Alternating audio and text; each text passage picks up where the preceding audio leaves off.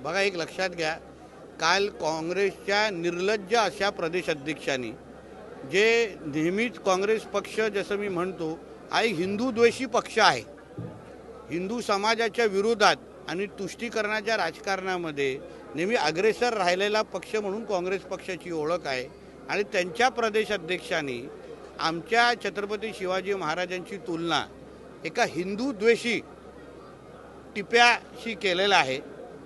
हिंदवी स्वराज्याची स्थापना म्हणजे हिंदू समाजाच्या संरक्षण करण्यासाठी स्वराज्याची स्थापना ही आमच्या छत्रपती शिवाजी महाराजांनी केलेली होती आणि त्यांची तुलना ज्या टिप्याशी हे लोक करतायत त्या टिप्याचा इतिहास या सकपाळनी वाचला आहे का?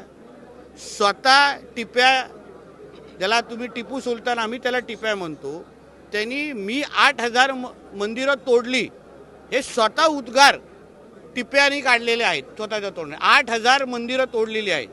आता इतिहासामध्ये एक तरी मंदिर किंवा एक तरी धर्मस्थळाला चुकीच्या पद्धतीने छत्रपती शिवाजी महाराजांनी पाहिलं का? उलटं तोडलेली मंदिरं उभं करण्याचं काम स्वराज्यामध्ये छत्रपती शिवाजी महाराजांनीच केलेलं आहे। जे इस्लामीकरण मोठ्या प्रमाणामध्ये सुरू होतं त्याच्या विरोधात छत्रपती शिवाजी महाराजांनी हिंदवी स्वराज्याची स्थापना केली। त्या आमच्या छत्रपती शिवरायांना या टिप्याशी तुलना करण्याची हिंमत हा काँग्रेसच्या प्रदेशाध्यक्ष करत असेल तर आमच्या या हिंदू राष्ट्रामध्ये आम्ही कधीही सहन करणार नाही, कदापि होऊन देणार नाही। आणि म्हणून त्यांना हे कडक इशाराच आहे की परत अशी कधी हिंमत केली तर शिवाजी महाराजांचे मावळे त्यांना महाराष्ट्रात फिरणं त्यांचं अवघड करून टाकतील, मुश्किल करून टाकतील। आणि म्हणून परत अशा पद्धतीची हिंमत या मुघलांच्या आणि टिप्यांच्या जे काही त्यांच्या जे पिल्लावळ आहे ना काँग्रेसच्या नावाने त्यांनी करू नये एवढं धमकीवजा इशारा मी त्यांना देतोय।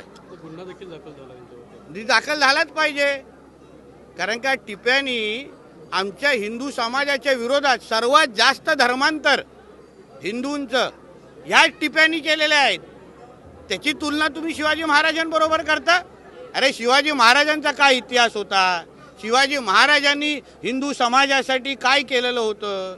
छत्रपती संभाजी महाराजांनी काय केलं होतं? आणि तुम्ही कोणाबरोबर त्याची तुलना करताय? आता ते जे काही मालेगावमध्ये ते जे काय दालनामध्ये टिप्याचे जे काय त्यांनी होर्डिंग लावली होती, फोटो लावला होता, निवडणुकीच्या अगोदर हेच इस्लाम पार्टी आणि MIM वाले जय भीम आणि जय मीम बोलतात आणि निवडून आल्यानंतर उपमहापौर बसल्यानंतर तिथे टिप्याबरोबर डॉक्टर बाबासाहेब आंबेडकरांचा फोटो तरी लावण्याची हिंमत करतायत का?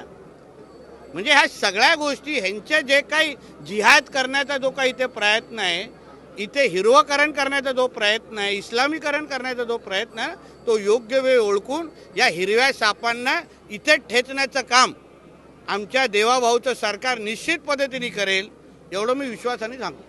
हो, तो महाराष्ट्र पालथा घालण्यासाठी घरांच्या बाहेर निघायला लागतं ना।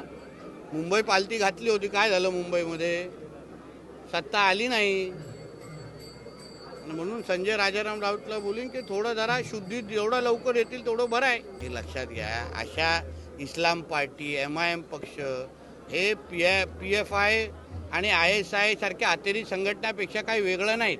जे PFI आणि ISIचा अजेंडा आहे की ह्या राज्यात, ह्या देशाला 2047 पर्यंत इस्लाम राष्ट्र करायचा, तेच या इस्लाम पार्टी आणि MIMचा हेतू आहे।